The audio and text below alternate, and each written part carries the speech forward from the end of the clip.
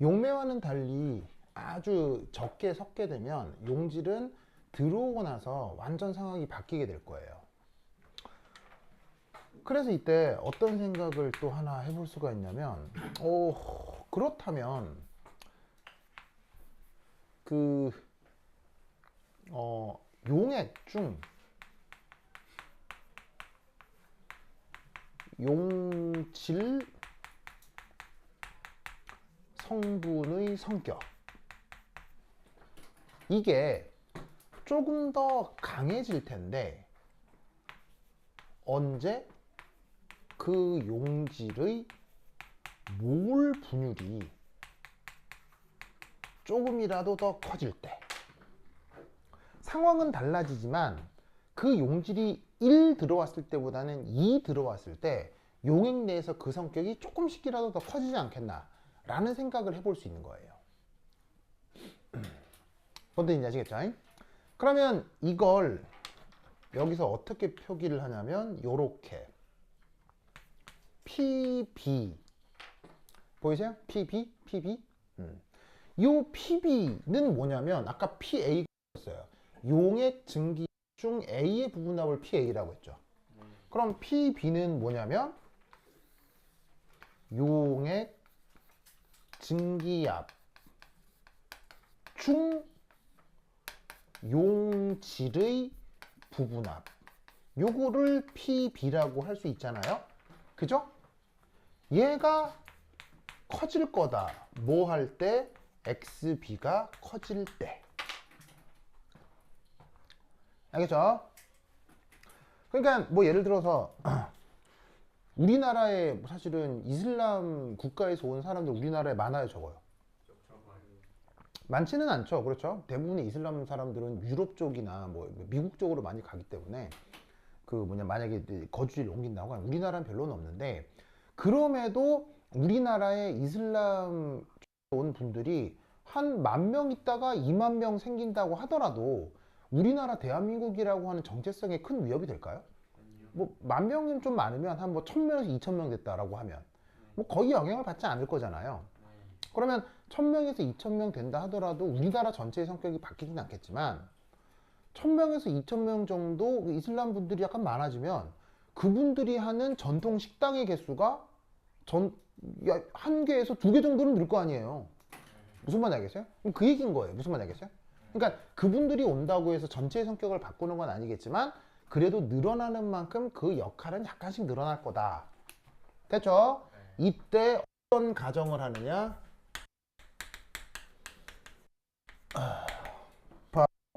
PB하고 XB가 비할 거다 라고 가정을 합니다. 뭐 한다고 가정해요? 비례할 거라고 가정하는 거예요. 자, 여러분 잘 보세요.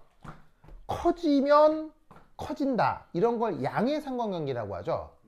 양의 상관관계는 뭐냐면 이쪽이 커지면 이쪽이 커진다는데, 자, 비례하는 건 양의 상관관계 맞나요? 맞죠. 그런데 비례가 아니라 1일 수도 있고 3승일 수도 있죠. 이렇게 써도 커지면 커지는 거 맞죠. 그러니까 수없이 많은 양의 상관관계 중 사실 수학적 처리가 가장 편리한 관계가 뭐겠어요? 비례. 그래서 1승에 비례한다라고 하는 것을 뭐라고 부른다? 헨리의 법칙이라고 합니다.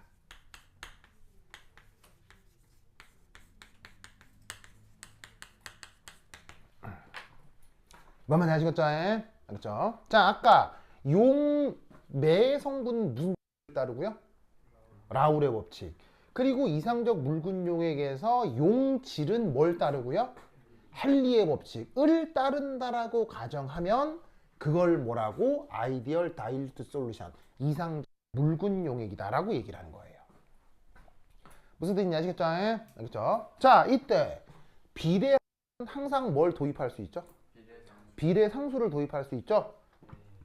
그럼 이때 요거로부터 PB 쓴 다음에 KB, XB 이렇게 쓴다면 여기 있는 KB를 뭐라고 부른다?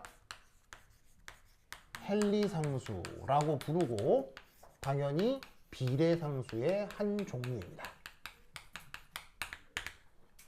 무슨 말 알겠죠? 그래서 저렇게 규정되는 걸 이상적 묽은 용액이라고 해요. 알겠죠? 그래서 지금까지의 내용을 조금 정리를 좀 해보면 그 용액 중에 이게 이제 뭐냐면 용액 중에 이상 용액이 있고요. 그 다음에 이상적 묽은 용액이 있어요. 이상 시리즈가 붙는 게 두 개가 있다는 얘기죠. 알겠죠? 그런데 이상 용액도 용매와 용질이 있을 거고요. 이상적 묽은 용액도 용매와 용질일 거란 얘기죠. 아니 뭐야 이게? 다시. 아이 뭐야 이게? 다시. 쏘리. 그래서 이거 어떻게 써요? 용매 용질. 용매 용. 야, 그렇지. 아, 이렇게 멍청하게 그렸냐? 자, 다시. 다시. 자. 이렇게 그리고 이렇게 한 다음. 이상 용액과 이상적 묽은 용액이라고 구분을 하자면 이상 용액에도 용매 부분과 용질 부분이 있을 거란 말이에요. 이상적 묽은 용액도 당연하고요. 이때 이상 용액은 용매가 무슨 법칙을 따르죠? 라울의 법칙을 따르죠. 이상 용액은 용질이 무슨 법칙을 따르죠? 라울의 법칙을 따르는 거예요. 이상적 용액에서 용매는 무슨 법칙을 따르죠? 라울의 법칙이고요. 이상적 묽은 용액에서 용질은 뭘 따르죠? 헨리의 법칙을 따르는 거예요. 어떤 거죠? 그래서 이상 용액은 용매와 용질 모두 라울의 법칙을 따르는 거고, 이상적 묽은 용액은 용질이 헨리의 법칙을 따르는 거. 알겠죠? 그런 걸 각각 이렇게 개념화를 하는 거다, 이런 말이죠. 아시겠죠? 자, 쓰시고.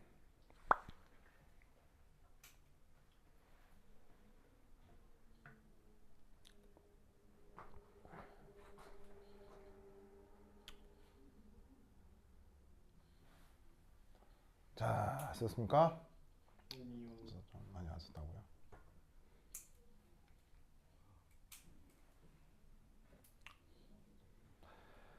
그래서 이제 이 이상적 묽은 용액 덕에 갑자기 난데없이 등장한 새로운 법칙이 바로 헨리의 법칙이잖아요. 그럼 저 헨리의 법칙 얘기를 조금 더 연장해 볼게요. 그렇죠? 자, 그럼 이게 뭐냐? 자, 썼어요? 훈이 썼어요? 썼죠? 자, 그럼 이제 여기 지워볼게요. 여기 지워볼게요. 8.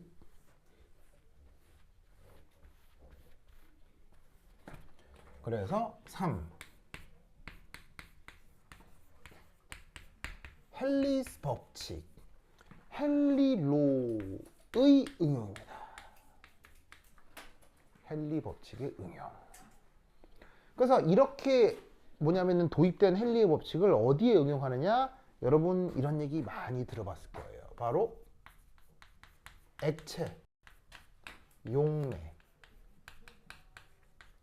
대한 기체,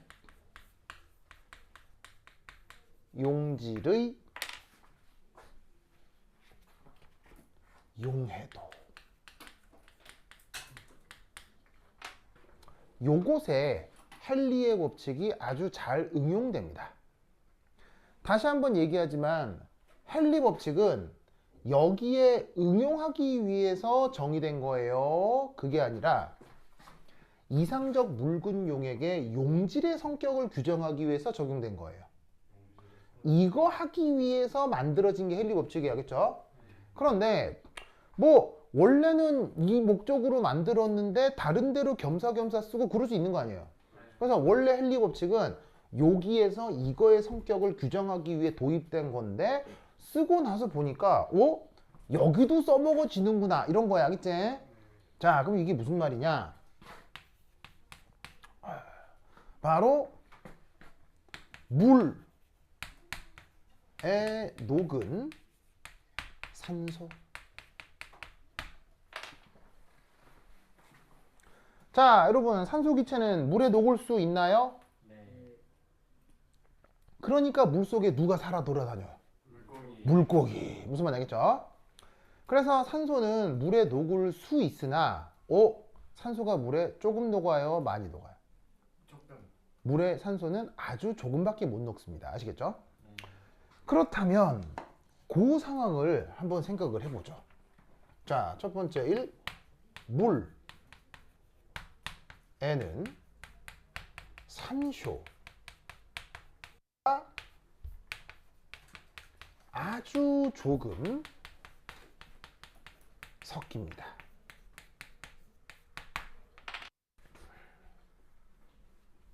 왜일까요? 바로 둘의 성격이 많이 다르기 때문입니다. 여러분 혹시 이 말 기억나요? 극성이요? 반면에 산소는 극성 아니고 뭐죠? 산소는 무극성입니다. 그러니까 뭐 굳이 이유를 삼자면 성격이 매우 다르죠.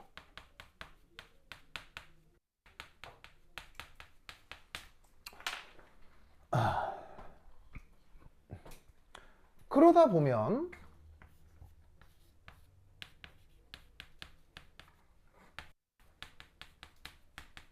당연히 어디가 크고 어디가 더 작다라고 얘기할 수 있겠어요. 물이 크죠? 이쪽이 더 크겠구나. 됐죠? 이때 x는 무슨 표시고요? x는 몰 분율이고요.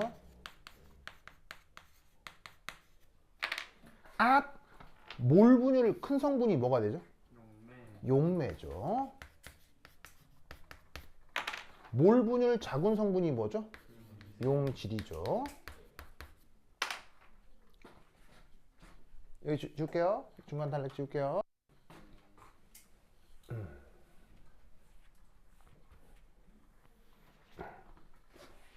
그러면 두 번째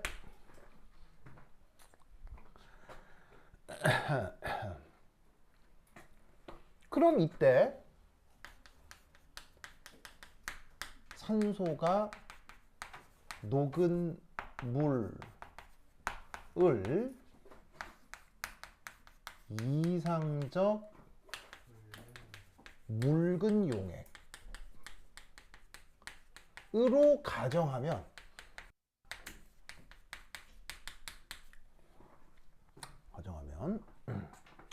저 산소는 무슨 법칙을 따라야 해요? 헨리요.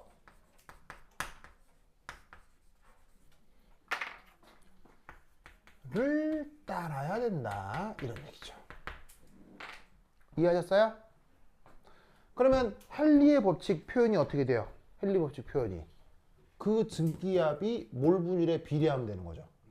맞습니까? 그럼 이때 그 표현을 어떻게 쓰면 되느냐?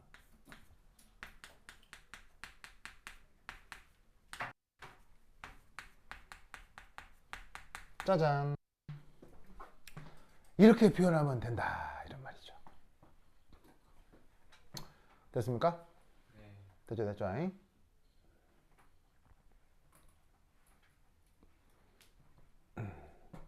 그래서 여기에 있는 이 부분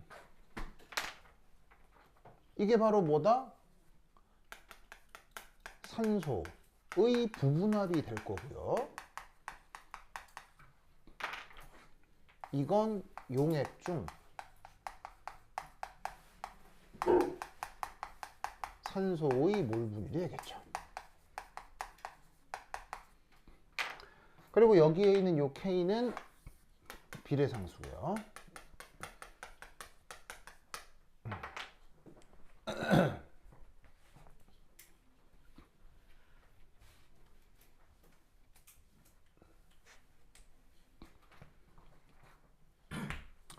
되십니까? 그러면서 내가 예전에 이런 말 한 적이 있는데, 몰 분율은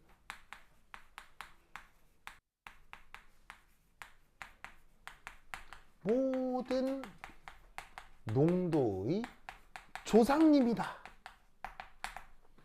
이런 얘기 한 적이 있는데 기억나오? 모든 농도 진학이라고 하는 건 원래 확률적 개념이고, 그 확률을 화학에서 몰 분율이라고 하는 거잖아요. 그런 몰 분율을 편의에 따라서 약간씩 변형해서 쓴 것이 우리가 알고 있는 몰 농도, 몰랄 농도 뭐 그런 거예요. 그러면 이게 뭔 말이냐? 자, X 산소. 그러면 몰 분율은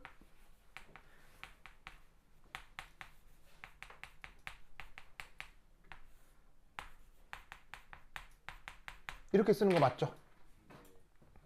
그래서 여기에 있는 N이 뭐고요? 몰수고요. 그래서 섞여 있다고 쳤을 때 물의 몰수에다가 산소 몰수 더해서 거기 산소 몰수 B가 바로 산소의 몰 분율이 되는 거지. 그죠? 네.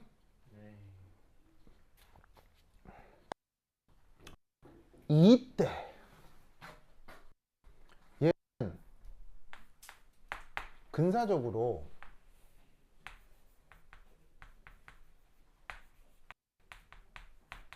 이래도 되죠. 네. 맞나요? 네. 왜냐하면 산소가 섞인다 그랬어요? 조금 섞인다 그랬어요? 정말. 무지막지하게 조금 섞인다고 했죠. 그러니까 어떻게 되냐면 둘 중에 얘를 무시하면 근사적으로 이렇게 표현할 수 있구나. 됐죠? 얘는 비례 할 거예요. 뭐 한다고? 뭐 한다고? 비례. 비례. 너의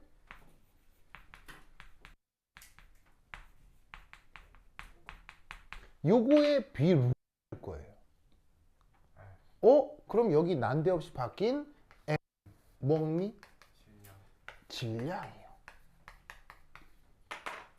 자, 물의 몰수는 물의 질량이랑 비례하나요? 네, exactly. 왜냐하면 몰수하고 질량은 정확하게 비례하니까요. 여기에 있는 보시다시피 몰수에다가 분자량을 곱하면 그게 바로 질량이 되는 거죠. 그러니까 몰수하고 질량은 무조건 비례하고요. 얘를 이렇게 표현으로 바꾸었어요. 근데 섞여 있는데 물의 역할이 뭐죠? 용매죠. 산소의 역할이 뭐죠? 용질이. 그럼 이게 여기가 용매 질량이란 얘기고, 요게 용질 몰수라는 거거든.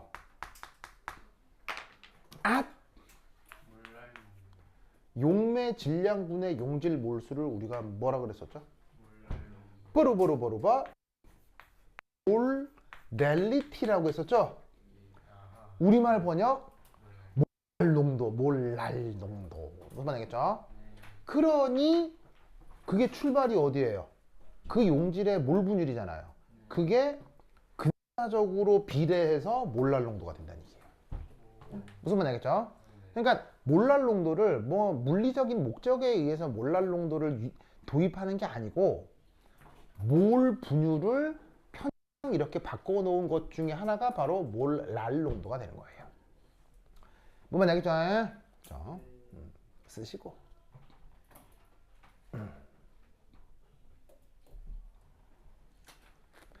그 다음 또 비례합니다. 자, 뭐에 비례하느냐?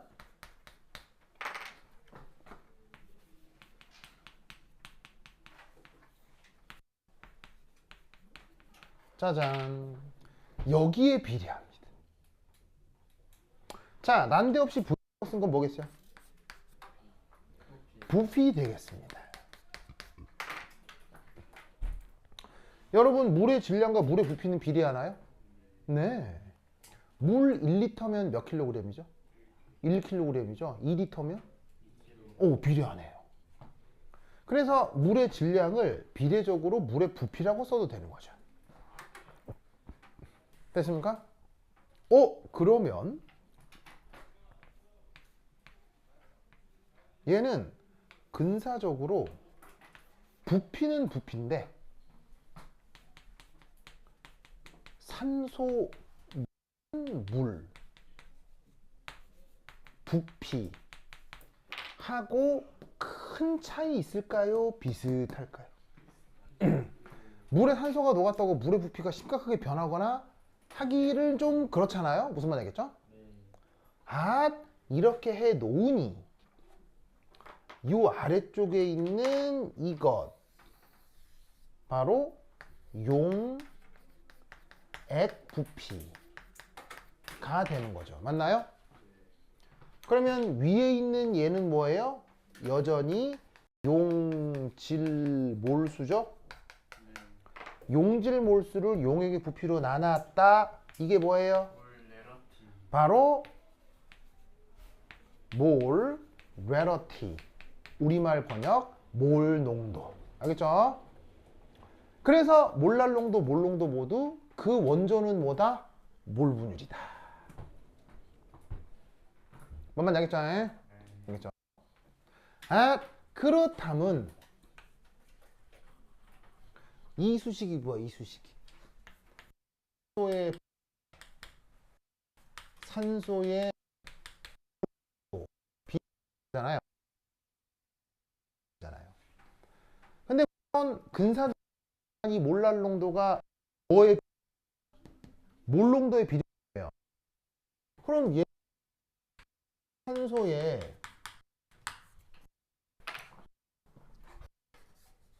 몰 농도에 비례한다는 얘기잖아요. 그럼 누구하고 누구도 비례해야 돼요. 얘하고 비례하죠. 무슨 말 알겠습니까? 이때 비례상수를 새로이 도입하는 겁니다. 그래서 산소의 몰 농도, 산소 부분압과 비례한다라고 할 수 있죠. 이 표현 어디에 나와요? 하이탑 같은데 나온다 이런 말이에요. 하이탑에 나온 이 표현이 요렇게 해서 나오게 되는 거예요. 뭐만 알겠죠? 알겠죠? 그러면 여러분 사실 하이탑에서 소개되는 이 표현이 이게 헨리의 법칙의 오리지널이에요? 오리지널은 아니에요. 오리지널이 아니라고 알겠어요? 원래 헨리 법칙은 어디서 쓰는 거다? 이상적 붉은 용액에서 용질 성분의 성격을 규정하기 위해서 가정한 게 헨리 법칙이고, 그걸 하필 이 액체 용매에 대한 기체 용질 용해도 파트에 적용을 하면 이렇게 응용해 볼 수도 있다라는 거죠. 무슨 말 알겠죠? 그래서 여기서 우리는 뭘 알아요? 요 기체의 부분압이 커질수록 그 녀석의 몰 농도가 커진다. 그래서 기체의 압력을 더 강하게 하면 물에서 잘 녹는다. 이런 말 들어본 적 있죠? 그걸 조수식으로 설명한다. 이런 거죠.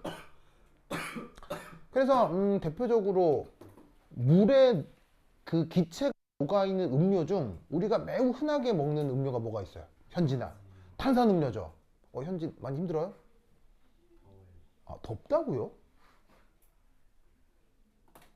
덥다고요? 히터 안 들어. 그래요? 뜨거운 남자 현진. 그래요? 알겠습니다. 그래, 핫가이. 핫가이. 좋아요. 자, 어쨌건. 그래서 어떻게 되냐면 탄산음료에 사실 물에 뭐가 있는 거예요? 물에 이산화탄소가 녹아 있는 거죠. 그럼 여러분, 우리가 숨 쉬는 요 공간에도 여기에도 이산화탄소 있나요? 있죠. 여기에 있는 이산화탄소 퍼센트는 대략 몇 프로 정도 들어가죠? 0.04. 한 0.02가 0.03이 되면서 지금 지구가 이 난리가 되는 거 아니에요? 요즘은 0.04 나오네요. 예. 그러니까 그러니까는 내가 어릴 때는 0.0이었거든요. 내가 처음 지구과학이라는 걸 배웠을 때 표에 이산화탄소가 0.0이었던 걸로 기억해요. 그게 지금 0.04라고요? 아 그러네. 그럼 1.5 더 늘었거든요. 1.5 늘었으니까 무섭네요, 그렇죠? 예, 그래요. 그래서 여러분들 나중에 여러분들이 또 내 나이 되고 해서 권력도 생기고 지식도 생기고 학위도 생기면 제발 지구 좀 구해줘요, 알겠죠?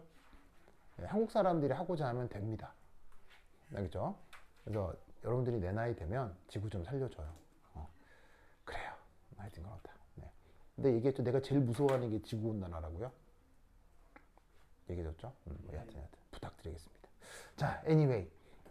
그래서 우리가 숨쉬는 요 대기 중에 그 이산화탄소의 분압이라고 해봐 0.04 뭐 이 정도 기업밖에 안 되는 거예요.